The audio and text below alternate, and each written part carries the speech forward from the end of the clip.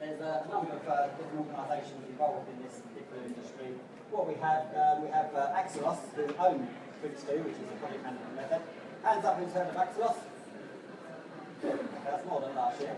APMG, they run the exams, so they look up the exam papers, they accredit training organisations, and people like myself as a trainer. Who's heard of APMG? Okay. And I expect 100% show of hands here. SPOCE is a British training organisation. We ran the first PRINCE2 course back in 1997. Still going strong. Who's heard of SPOCE? Oh, you've all heard of SPOCE. I'm standing in front of you. Right. Moving swiftly on. PRINCE2 is part of a suite of methods that are owned by Axelos. I've put a number of them here, but we're going to concentrate on PRINCE2, which is project management. And what we have here is typically what you find in this framework. Is you've got MOP, which is portfolios, you've got program management, MSP, and PRINCE2, which is project management. These are all owned by Axelos. They're best practice methods and guidances. You tend to find with a lot of these guidances, it's not about how to do things, but more about the what, why, when, and who. So they're more frameworks and guidance. What you also have across the back of these in the vertical position are various support methods. Management of value, looking at, if we have a business case and the business case says we can do something twice as quickly, what are you going to do with the other time that we're saving? Is that of real value to the organisation? You've got management of risk, which is basically risk management. You've got risk management in each of these levels anyway within portfolio, program, and project. But MOR is more about corporate guidance. Change management is more the people side. None of these methods really touch the people side as such, but change management is looking at how we move the organisation on from an organisational team and individual perspective. P3O is support offices, and IT or ITIL is IT service management, really aimed at your service desk and stuff. So what we're going to do, we're going to concentrate on PRINCE2. I'm going to make some references to the project management disciplines below here as well. So we do have PRINCE2, there's also other areas such as APM, the Association of Project Management. We are here today straight up this aisle here. This is more based on the body of knowledge, more about the how. Okay? We also have agile development, which very much exists in delivery teams.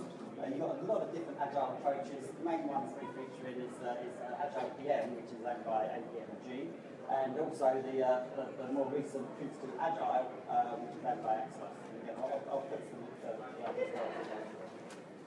So that's just puts in context as to where we're looking at here. In terms of PRINCE2, it's been around a long time. 1996 it was developed, October 96.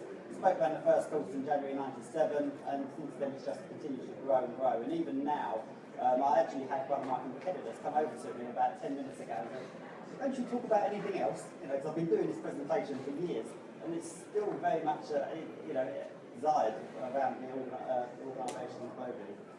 As you can see, it's still growing at a rapid pace. Essentially, PRINCE2 is structured common sense. It gives you a framework, so you have a common language. It's a proven approach. As I say, it's been around for a long time, and it's evolved over those times. It's been updated back in 2002, 2005, 2009, and soon to be updated again at some point in the not too distant future, I'd expect. And essentially, make sure that we undertake projects when there is a real need to. Okay, so there is a business need.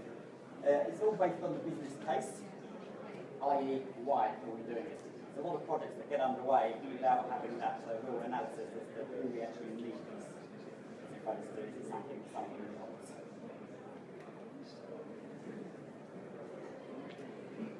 Who's ever felt like this? Probably everybody. Typical reasons why projects fail. I'm not going to go through all of these, but essentially what you have is a couple of key ones really. Poorly understood requirements. Any requirements come to that. Lack of good business reasons for undertaking the work. We're back to the business case. We need to really understand, is this a worthwhile and viable thing for our organisation to do? And if it is, do we have the capacity and resources to actually do it now? Okay? If you don't have good reasons for undertaking the work, then typically it becomes lower priority and then becomes even more of a struggle, okay, with regards to securing resources and stuff. And the other classic one is repeated mistakes. Who here captures lessons as they go through their projects? Lessons learned? great, isn't it? It's easy, isn't it? Easy to capture lessons, not so easy to share them and reference them as we go forward. It's a common thing. Typically, the result of not having a central project management office or program management office, if you can get some sort of structure and mechanism in terms of a central portal for sharing lessons as we go through the projects, that's great. And also, learn as you go as well. So as you progress through each stage of the project, take in what you can take forward for future stages. How do we address project failure though? We've got all of these sort of typical reasons why projects fail. But what we have is Rudyard Kipling, probably more famously known for the Jungle Book. However, he did write a rather appropriate poem. I keep 6 honest serving men. They taught me all I knew. The names of what and why and when, and where and how and who. And it's really that simple. Okay, this is what we're talking about. It's why I say it's structured common sense. We do this every day of our lives, really, in our heads. But within a business environment and politically pressured environments and such, often it's easier to cut corners, scale down and tailor our different approaches and methods to a point where they really have no teeth anymore. So what we need is these frameworks in place so that we have a consistent approach to managing our projects. Okay? So what are we trying to achieve here? What are we going to deliver? The main reason why are we doing this? Who's going to be involved? How long is it going to take? How much is it going to cost? We're looking at all of this before the project even starts. And I'll show you where this fits in to the PRINCE2 framework.